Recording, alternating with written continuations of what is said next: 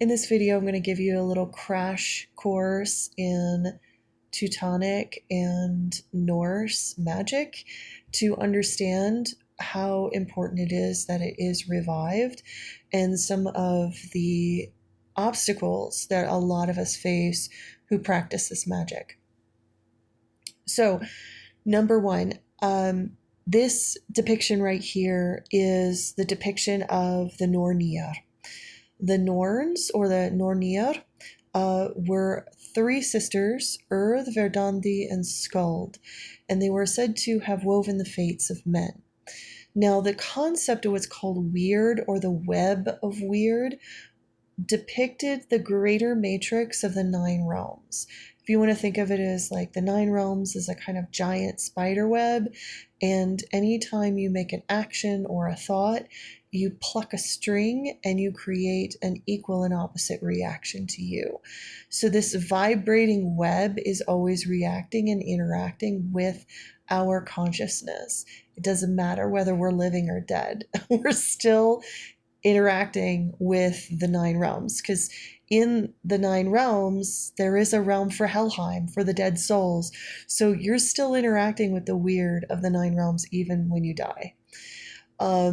So there is this concept of Veerd, which is much like what the Vedic people called karma, which is this resonance and vibratory reaction to our souls being here in the nine realms.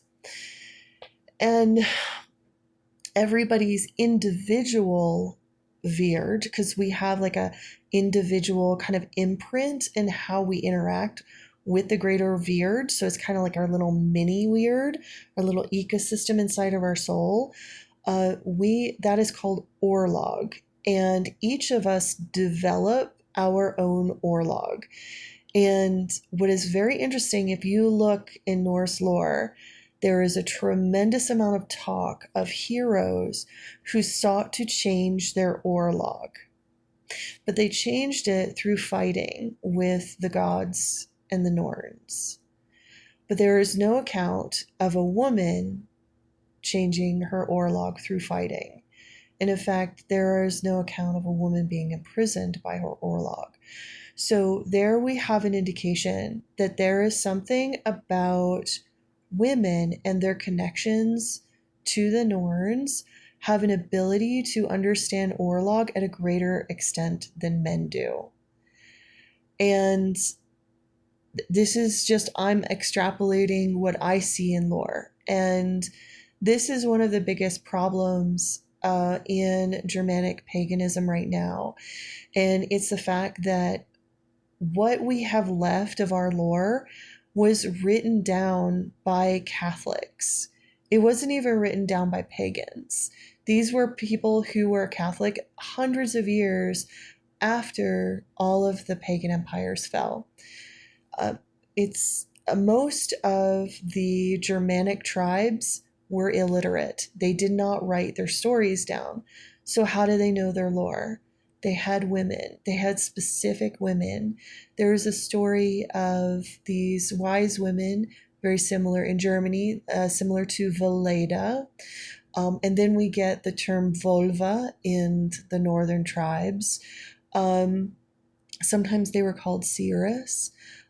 In Eastern Germany, they were called Hellruna.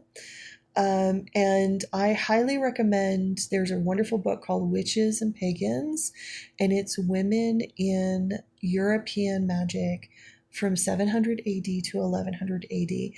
That was the time in which all of these women who were lore carriers, they carried the lore within their own minds and they passed them down to their daughters and to their students. They were systematically killed.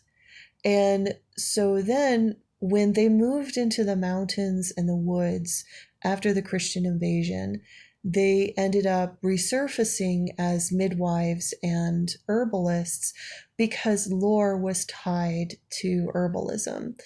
And it was then, we have in the 13 or 1400s, there was the ramping up of the witch craze, and it was really an economic thing because a lot of these women, because they passed down very powerful ancestral lore regarding plants and healing techniques, they were much more proficient than the priests and the local doctors. And so they were systematically killed through the witch craze and the burning times. Millions of women were decimated.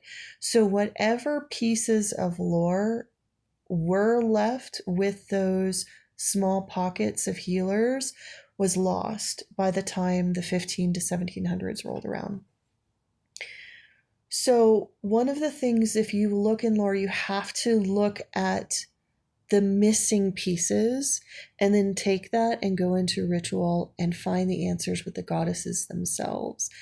And that is what I have attempted to do in the last 30 years is sit with the goddesses, pray, devote myself to my own spiritual, purification and strengthening, and to share that lore of what I see.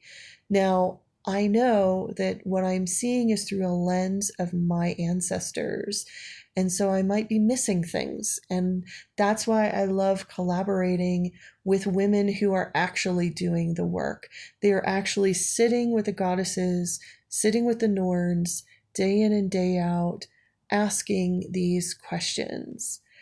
And for the longest time, I tried my hardest to share and reach out to the heathen community, and all I got was attacked. And in fact, it was so bad on Facebook, I had to really shut down my public profile because of all the death threats I was getting from my own heathen community.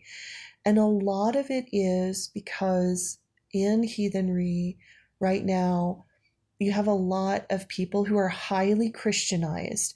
So, and they're returning back to paganism to want to know their roots, but they're just reading these Christian texts, which are laced with, and if you look at my previous video on the Hegelian Platonic dialectic, those books are laced with the Platonic dialectic because they only cared about that kind of knowledge that gave the state and the king and the city power.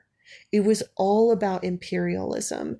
And all of Norse lore was preserved and archived in such a way that anything that preserved empire and kingship and lordship and made women property, made children chattel, and subjugated the land and demeaned the goddess, all of that lore was given more emphasis than any lore that actually showed the power of the goddess.